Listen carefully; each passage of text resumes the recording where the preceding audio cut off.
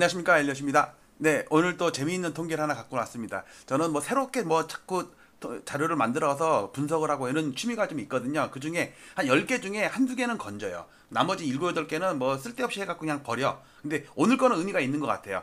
그러니까 그동안은 그래프만 도식적으로 봤는데 이걸 이제 통계 수치로 좀 분석을 한 겁니다. 어떤 내용이냐? 재밌는 통계인데 제목은 서울 아파트 월별 최고가 단지수. 나중에 이거 지방도 다 할 거거든요. 전국을 다 할 건데 일단 서울 샘플로 했습니다. 서울 1520개 단지 시가총액의 거의 90, 한 2, 3% 정도 되는 대규모 단지들이죠. 그 표를 좀 구하는데 말씀을 좀 드릴게요.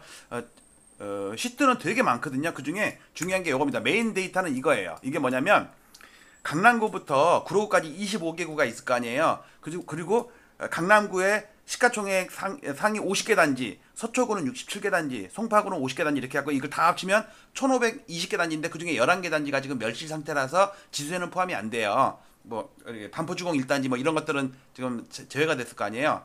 그다음에 뭐랄까 여기지? 진미크 이런 것들 잠실에 좀 재건축하고 있는 것들 아직 입주 안 한 것들 그런 거는 빼고 1509개 단지인데 도봉구 같은 경우는 50개, 노원구 91개 단지예요. 이 중에 그 단지의 최고가 월별 최고가가 있을 거 아니에요. 보통 우리가 아실이나 호갱노노나 또 대부분은 그 달의 월 평균값을 가지고 그래프를 그려주잖아요. 근데 저는 주식을 하다 보니까 고점끼리만 모아서 또 저점끼리만 모아서 시고저종 즉 캔들 차트를 만들거든요. 그 중에 월중 최고점 우리는 그걸 피레침 꼬리 하이 요걸 갖다가 되게 중요시하거든요. 그러니까 주식쟁이들은 종가나 평균가를 최고가로 안 하고 그 달에 고점 있잖아요. 하이 캔들의 꼬리 윗꼬리 그거를 최고가로 치거든요. 그 단지를 개수를 구한 거예요. 예를 들어서 강남구의 1번 단지는 1번부터 여기 제일 그때 보면 100번까지가 있는데 그 중에 이제 50개 단지가 있을 거 아니에요. 그 단지는 일단 이게 이제 6월 달이 제일 많거든요. 6월 달일 때는 0이고요. 5월 달이면 마이너스 1.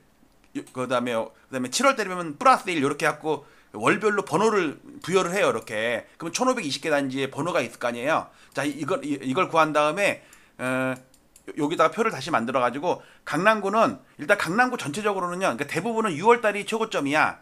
그런데 강남, 서초, 송파는 한 달 더 올랐을 거 아니에요. 토호제 같은 경우는 보통 보름에서 한 달 정도 후에 본계약을 체결하기 때문에 6월 달에 계약을 했어도 그러니까 약정을 맺었어도 실제로 계약은 7월 달에 하게 돼 있단 말이에요. 그래갖고 여기 노란 게 보면요. 강남, 서초, 송파, 용산, 영등포, 양천 전부 토호제 지역이죠. 얘네들은 전부 7월 달이야. 나머지는 대부분이 6월 달이야. 한강벨트도 대부분이 6월 달이야. 그렇게 개수를 다 구해가지고 여기다 프로티지도 구하고 이걸 다 합치면 1509개가 되겠죠. 빵인 거는 빼고요. 여기 보세요. 서초구에 시가총액 1등이었던 반포주공은 없어요. 데이터가.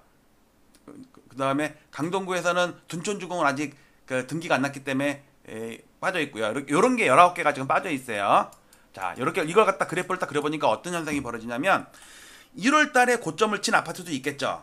그러니까 올해 들어서 최고점을 언제 쳤냐 이거예요.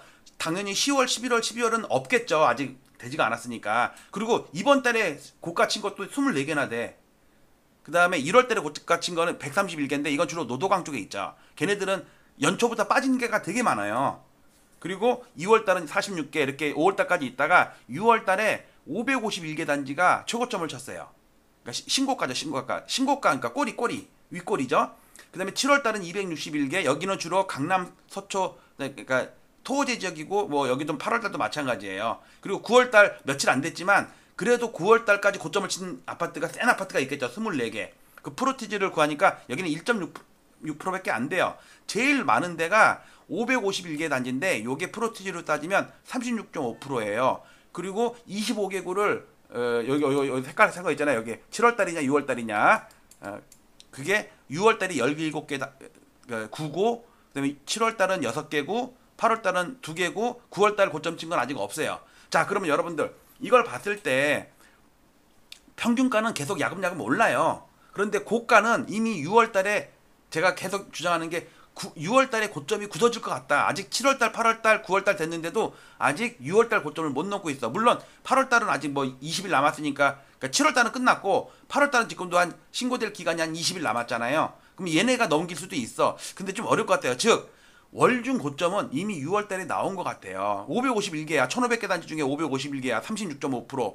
7월 달도 고점이 많이 나왔는데 주로 강남 서초 토호제 지역이죠. 여기도 261개 단지가 7월 달에 고점을 쳤는데 프로티지는 17.3%야. 8월 달에도 있어요. 253개. 9월 달에도 몇 개 있어. 10월, 11월도 계속 날짜가 가면서 신고가가 나오면서 이렇게 옮겨지겠죠. 이게 변하겠죠.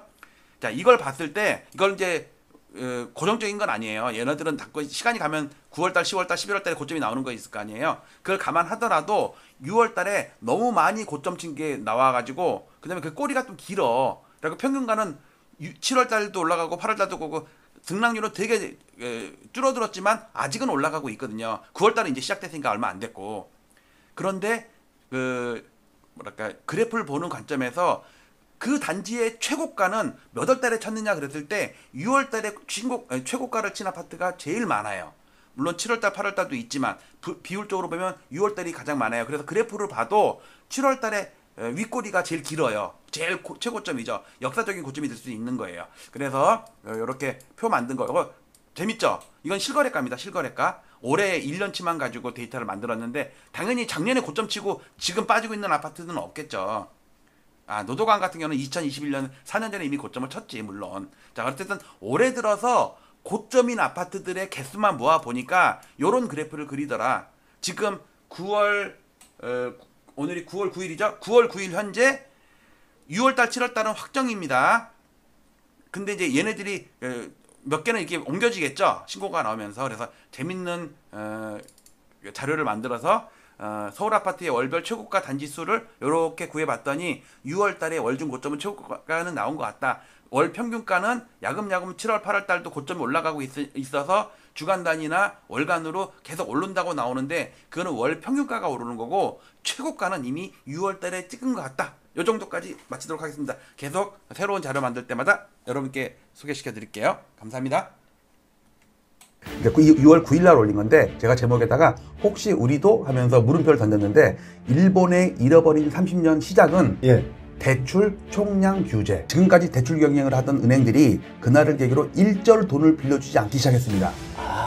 갑자기 대출을 끊어버린 거예요. 이게 진행되다가 그걸 가속화시킨 요인이 있어요. 뭡니까? 그거를 빗대면 우리나라에서는 어떤 대책이 나올 것인지 제가 볼 때 한 1, 2년 안에는 나올 것 같아요. 대책이? 예. 뭐냐면 토지 공개념. 잠깐만.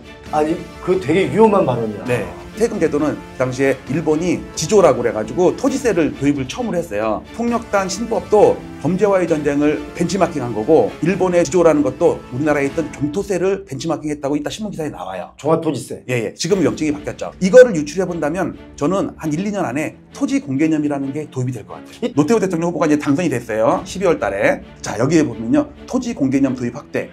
저 얘기 맞아. 이게 88 올림픽 때 한 거예요. 여기 보시면요. 토지 공개념, 당론 윤곽, 민정당. 이게 이재명 대통령의 현재의 무기예요. 앞으로 토지 공개념을 어떻게 도입할 건지 제가 시나리오를 해보면 그거 좌파 이념이다. 공산주의 이념이다. 그 헨리 조지의 그 이념에서 나온 거거든요.